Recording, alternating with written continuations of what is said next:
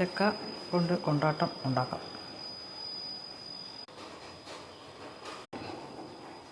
കടലമാവ്, ഗരം മസാല, കോൺഫ്ലവർ, കുറച്ച് മുളക് പൊടി, ഉപ്പ്, ഈ പൊടികളിലിട്ട് നമ്മൾ തിന്നണം നല്ലപോലെ.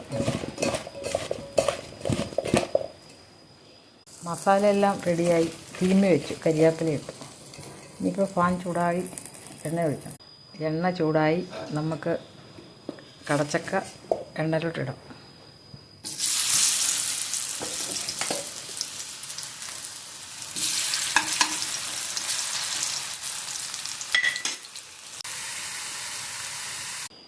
ഇതാണ് കടച്ചക്ക കൊണ്ടാട്ടം